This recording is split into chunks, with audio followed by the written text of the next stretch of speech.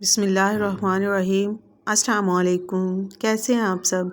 Welcome to my YouTube channel. क्या आपने कभी साग के साथ चावल के आटे की रोटी खाई है? अगर नहीं खाई है तो आज की वीडियो के देखने के बाद आपका ज़रूर दिल चाहेगा कि आप चावल के आटे की रोटी को साग के साथ ट्राई करें। बिल्कुल नरम और बहुत ही मज़ेदार सी चावल के आटे के साथ आज हम रोटी बनाएंगे, तो वीडियो का कोई भी पार्ट मिस मत कीजिएगा ताकि आप मुझसे भी बेहतर इस रेसिपी को बना सकें। तो चावल के आटे की रोटी बनाने के लिए मैंने 1 कप चावल का आटा लिया है और 2 कप हम इसमें पानी डालेंगे। तो पहले हम चावल के आटे को पानी के साथ अच्छी तरह से मिक्स कर लेंगे। इसके बाद फ्लेम को ऑन करेंगे। लिक्विड डो से आप जब भी रोटी पकाते हैं तो आपने देखा होगा कि वो पकते पकते ही काफ़ी हार्ड हो जाती है, क्योंकि तकरीबन 5 से 6 मिनट लगते हैं उसको पकने में, और लो फ्लेम पर पकाने की वजह से वो काफ़ी हार्ड हो जाती है, या फिर बाज़ औक़ात ऐसा होता है कि वो तवे के साथ ही चिपक जाती है, तो घी वगैरह काफ़ी लगाना पड़ता है।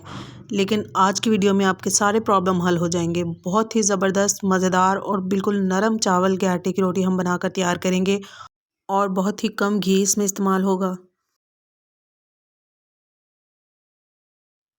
तो अभी यहाँ पर मैंने चावल के आटे को पानी के साथ अच्छी तरह मिक्स कर लिया है।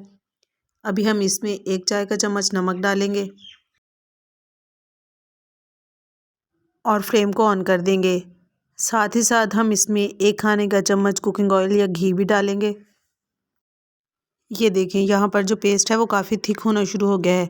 यहाँ पर आपने चम्मच मुसलसल चलाना है जब तक कि एक बिल्कुल सॉफ्ट सी डो ना बन जाए। फ्लेम को हमने मीडियम टू लो रखना है।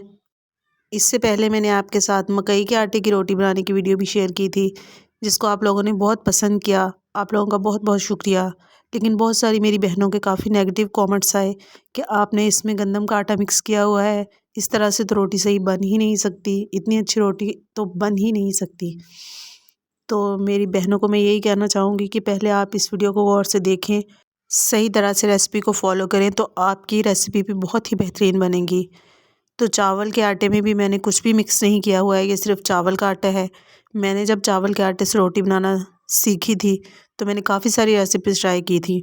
तो काफ़ी तरीके से रोटी बनाने के बाद जो तरीका मुझे बेस्ट लगा वो मैं आपके साथ शेयर कर रही हूँ, ताकि आप लोगों को कोई भी मुश्किल ना हो। तो मेरे ख्याल से तो ये सबसे बेस्ट और बेहतरीन तरीका है जो मैं आपके साथ शेयर कर रही हूँ। बाकी जब आप इस रेसिपी को खुद से ट्राई करेंगे, खुद से बनाएंगे, तो आपको इस बात का अंदाज़ा हो जाएगा कि ये बहुत ही बेस्ट और बेहतरीन तरीका है। तो यहाँ पर मैंने आटे को एक बाउल में शिफ्ट कर लिया है। आटे को हमने ऐसे ही नहीं छोड़ना, जब तक कि आटा गर्म है तब तक हम इसको चम्मच के साथ सेट करेंगे, और जैसे ही ये हाथ से गूंदने के काबिल होगा, मसलन थोड़ा ठंडा हो जाएगा, तो हम इसको हाथ के साथ गूंद लेंगे। आटे को तकरीबन 4 से 5 मिनट तक हमने इसी तरह से गूंदना है। बहुत ही अच्छी और बहुत ही सॉफ्ट सी एक डो बन जाएगी। अगर कहीं पर आपको लगे कि आटा आपके हाथ के साथ चिपक रहा है, तो आप हल्का हल्का सा ऑयल भी हाथों को लगा सकते हैं। तो आटे को गूंदते हुए तकरीबन 4 से 5 मिनट हो चुके हैं। अब हम इसके पेड़े बना लेंगे। अगर आप मेरी मकई की रोटी वाली वीडियो देखना चाहते हैं तो इसका लिंक मैं डिस्क्रिप्शन में डाल दूँगी, आप देख सकते हैं।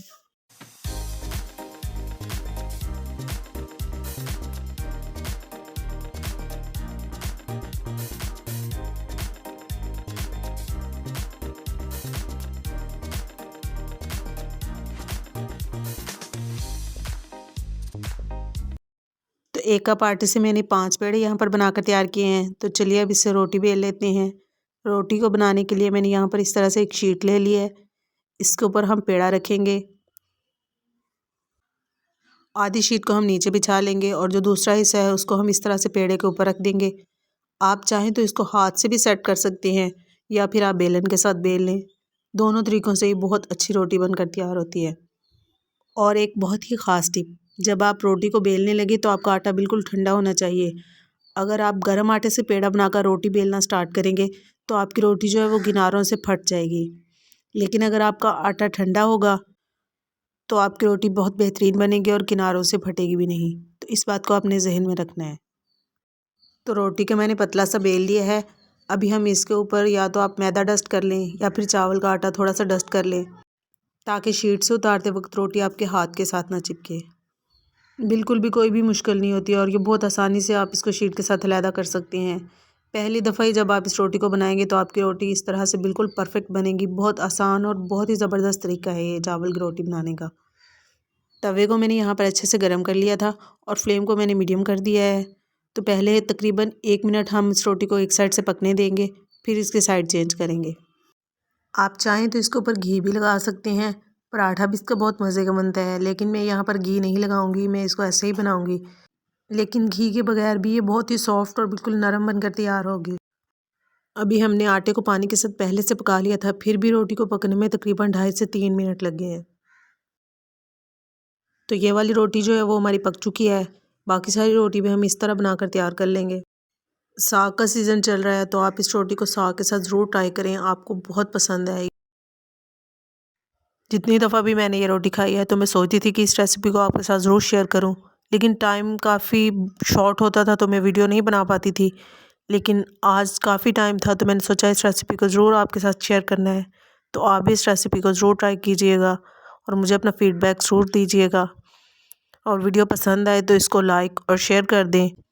और अगर फर्स्ट टाइम चैनल को विज़िट कर रहे हैं तो चैनल को सब्सक्राइब ज़रूर कर लें और साथ ही साथ बेल आइकॉन को भी प्रेस कर दें, ताकि आपको मेरी हर नई आने वाली वीडियो का नोटिफिकेशन मिल सके। तो जहाँ भी रहें खुश रहें, अल्लाह ताला सबको अपने हिफ्ज़-ओ-मान में रखे। तो फिर मिलते हैं इंशाअल्लाह एक नई रेसिपी के साथ। अपना बहुत सारा ख्याल रखिएगा और मुझे दुआओं में ज़रूर याद रखिएगा।